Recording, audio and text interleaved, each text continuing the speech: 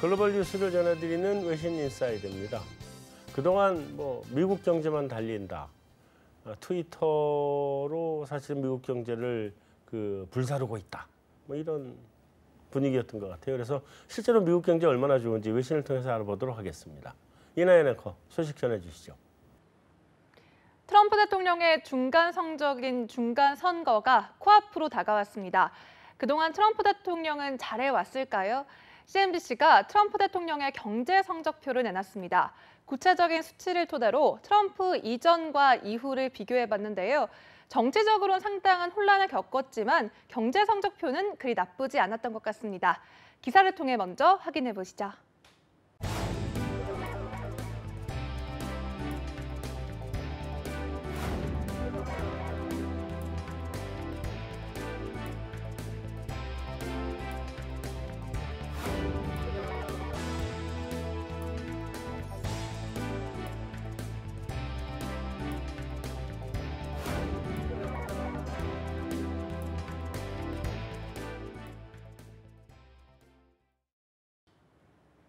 트럼프 대통령의 집권기 동안 실업률은 낮아지고 경제 성장률은 평균적으로 높아지면서 상당히 견고한 성장세를 이뤘다는 평가입니다.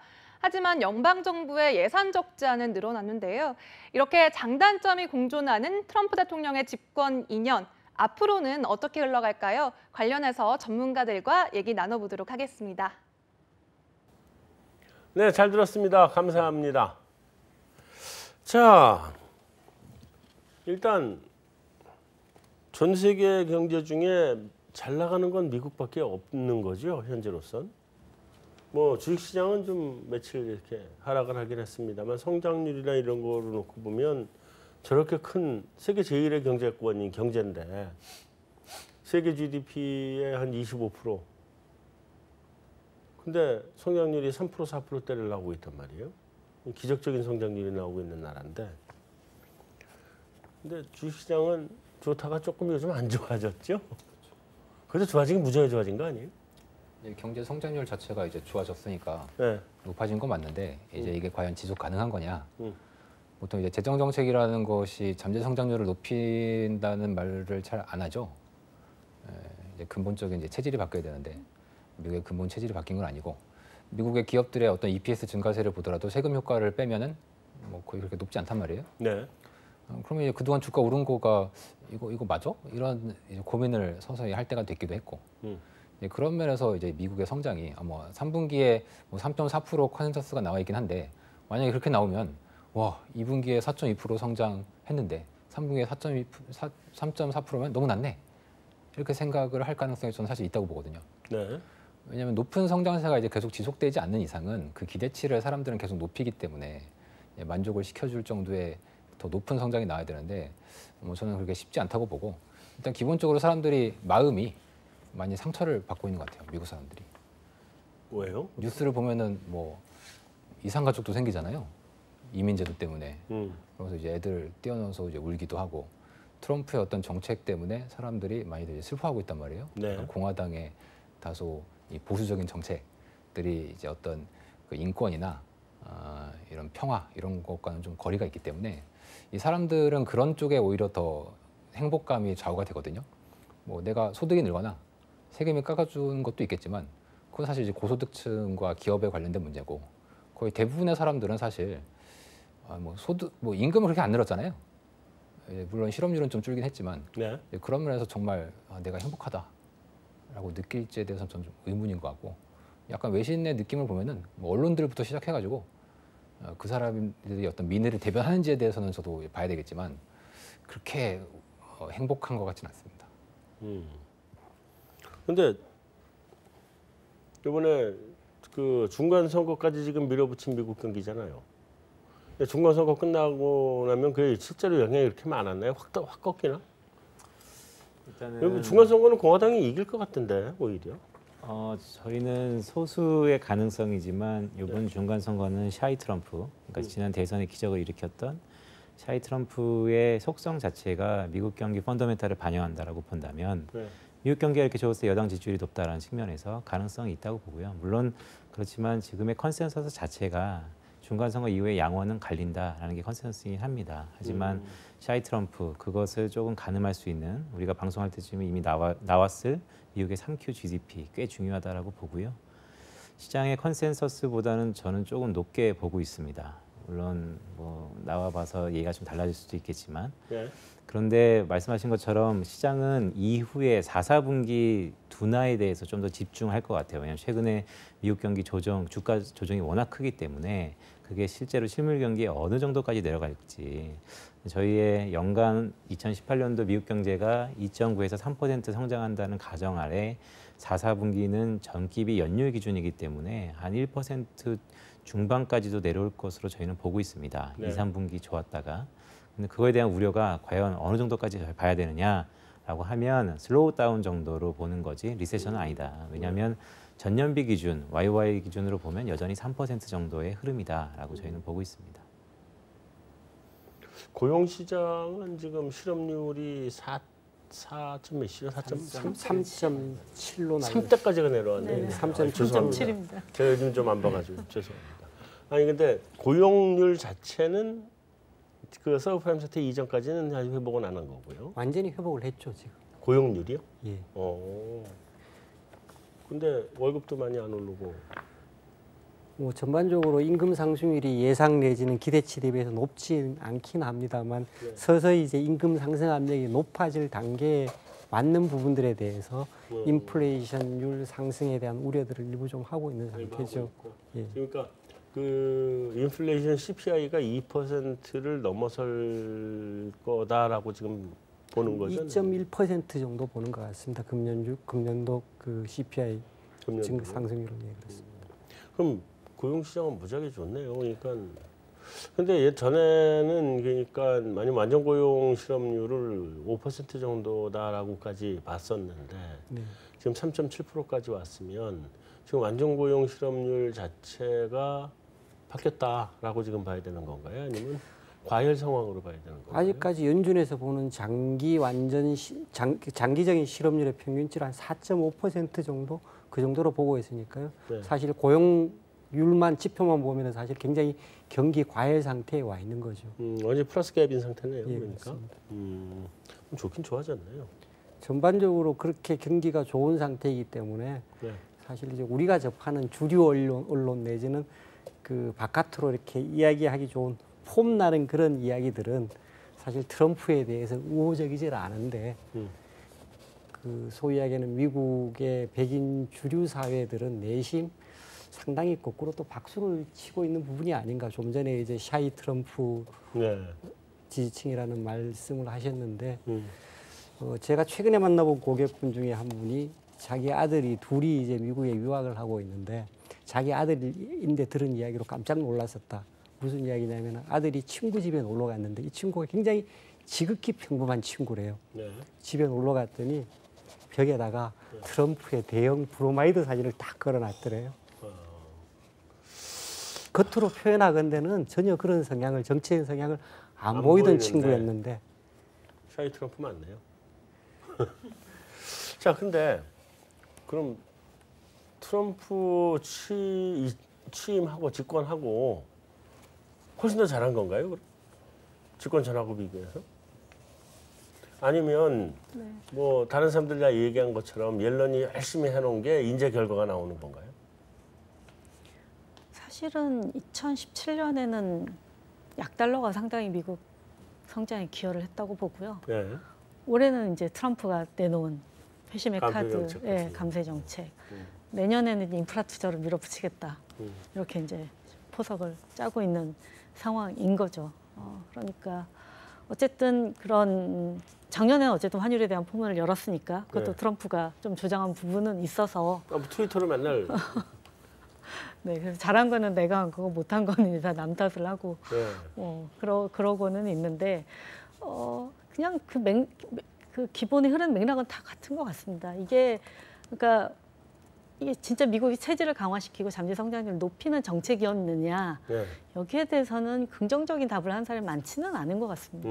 최근에 일부는 그래도 지금 이렇게 실업률이 낮아지고 투자를 어찌됐건 감세 정책에서 굉장히 적극적으로 해놓은 것이 씨앗이 뿌려져서 성장률을 높일 가능성도 있지 않을까라는 그런 낙관론도 최근에 좀 나타나고는 있습니다만은 네. 전반적으로는 이게 이렇게 경기가 좋아지는 와중에 재정을 투입한 것이 결국 나중에 경기가 안 좋아졌을 때 경기를 살 수 있는 여력이 나빠지고 그 당시 그 시점에 재정 수지를 더 가파르게 악화시킬 수 있는 잠재적인 위험을 굉장히 큰 위험을 안고 있기 때문에 네.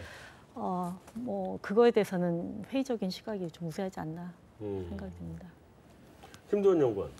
아까 그 김연구원은 그 미국의 3분기 성장률 그러니까 전망치가 아니죠. 성장률 이제 실적치가 되겠지.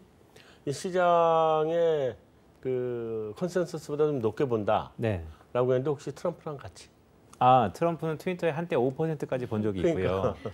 지금 애틀랜타 나우의 GDP 나우에 의하면 맥스 4.4, 그다음에 주요 IB들이 보는 처해졌다는 1.9입니다. 그래서 한 3% 중후반이 지금 컨센서스인데 네. 저는 그거보다 좀 좋을 수 있다. 4% 육박? 뭐 그 정도 보고 있습니다. 오, 높게 말해서 3.8, 3.9. 네, 일단은 보고서는 나갔는데 네. 저희 뭐 방송이 이미 나간 다음에 이게 발표가 되니까요. 네. 네, 이제 그 정도로만. 네. 그 얘기해도 되잖아요. 네, 뭐 저는 3분기 미국 GDP 4% 성장 보고 있습니다. 아, 세게 보네. 거기는 숫자요? 네. 저희는 시장 컨센서스보다 좀 낮을 걸로 봅니다. 3.2? 아까 그렇게 얘기하는 거 3.3 정도로 보고 있고요. 네.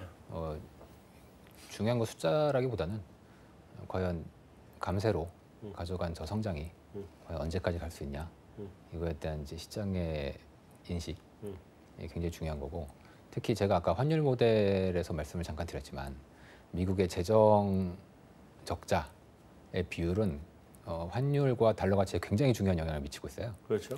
그런데 최근에 미국의 세수 통계를 보면 경기가 저렇게 좋은데 거의 불황에 육박할 정도로 세수가 안 들어옵니다. 그렇게 나오죠. 당초에 재정 전문가들이 예측했던 것보다 더 안 나와요. 세수가.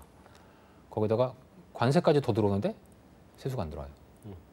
아직 정확한 원인을 모릅니다. 감세는 이게 원래 이제 제이커브 효과가 있으니까. 네. 그러니까 성장이 높아지면, 그러니까 제이커브라는 게 이제 나중에 성장이 높아지면은 세수가 더 들어온다는 나중에 거지 들어와야죠. 않습니까? 그러니까 초기에 감세는 바로 그 순간에는 이게 떨어진 효과만 딱 있으니까 이제 나중에 그쵸. 픽업을 하니까 네. 지금 안 좋죠, 당연히. 이제 근본적으로 이제 성장이 담보가 돼야 되는데 지금 미국에서는 전혀 그런 게 안 나타나고 있어요. 안 나타날 거예요. 왜냐면 레이건 때도 안 나타났어요. 이제 그때랑 똑같은 레퍼 커브잖아요. 지금. 그쵸. 똑같은 거 가지고 하는 건데 네. 그때도 결국은 감세가 그 처음에는 안 좋지만 나중에는 세금을 더 많이 걷어들이게 한다라는 게 레퍼의 네. 주장인데 예, 그런데 그때도 세금을 더 많이 걷어들이게 되지는 않았고 결국은 예. 재정 적자가 적자만 심하게 커졌죠. 갔죠. 이제 그렇게 될 가능성이 되게 높고 그렇게 된다면은 지금 미국의 재정이 굉장히 나빠질 가능성이 이제 있고요. 지금 적자가 지금 뭐 지금 GDP 대비 재정 적자가 5%, 지금이 이제 3% 중반이고요. 연간으로 가면 5천억 달러대 올라가. 2년 후에 이제 현재의 성장을 유지한다는 가정하에 2020년에 5% 중후반 나옵니다. 5% 중후반. 근데 만약에 성장이 그것보다 좀 모자르거나 감세를 더해주거나 세수가 덜 들어오거나 이러면 6% 넘어가요. 그러면 1조 달러까지도 간다는 얘기네. 더 훨씬 높게 가죠. 이렇게 되면 이제 그 다음부터 사람들이 무슨 생각할까요? 과연 달러의 가치에 대해서 믿을 수 있냐? 이제 의문이 분명히 생길 가능성이 이제 있죠. 그럴 가능성이 있죠. 저는 조금 이제 그 미국 아마 여기 가장 큰 컨센서스는 미국 국가 부채 내지는 재정으로 통한 어떤 재정 정책을 통한 미국 경기의 어떤 부양이 언젠가는 종착역에 맞을 거다. 네. 그리고 결국은 미국 부채 문제가 달러와의 발목을 잡을 거다라는 가장 기본적인 컨센서스를 가지고 있는 것 같은데, 시장에 트레이딩을 하는 사람의 입장에서는 5년, 10년 뒤에 달러가 약세로 가는 거는 나하고는 상관없는 일입니다. 그죠? 그때까지 딜링룸에 지금 현재 거래를 하는 사람의 입장에서는, 투자를 하는 사람의 입장에서는 내 투자 사이클이 끝나는 시점까지는 네. 달러가 강세가 유지될 건지 아닐 건지가 가장 큰 이슈가 될 것 같습니다. 네. 현재 달러가 다른 통화에 대해서 금리 격차가 워낙 없습니다. 미국채에 투자를 했을 때 10년짜리 투자를 하면은 3.2% 수익을 기대를 하는데 일본 국채를 들고 있을 경우에는 0.15%입니다. 10년 누적 수익률은 30% 이상 갭이 납니다. 달러가 만약에 10년 뒤에 지금 투자하는 사람의 입장에서 일본 국채를 살지 미국 국채를 살지 두 가지의 어떤 선택 대안이 있다고 그러면은 저는 달러를 사겠어요. 그렇죠. 30%만큼은 나인데 쿠션이 있는 거예요. 그죠? 네.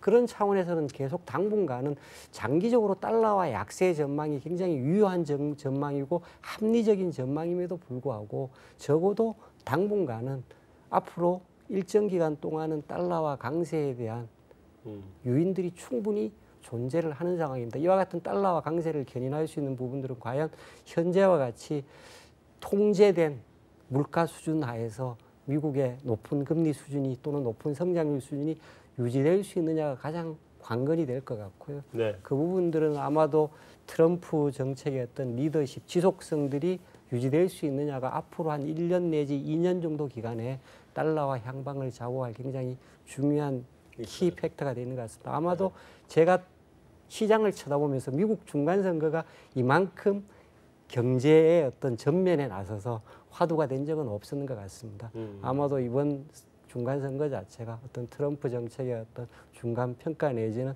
앞으로 트럼프 정책의 어떤 리더십에 굉장히 중요한 터닝 포인트가 될 것으로 보다 보니까 아마 이런 이야기가 있는 것 같고요. 만약에 시장의 컨센서스와는 달리 공화당이 상하 양원을 장악하는 상황이 됐다고 한다고 그러면은 현재의 달러 강세는 생각보다 조금 더 훨씬 더 좀 길게 이어질 수도 있지 않을까라고 생각을 해보고 있습니다.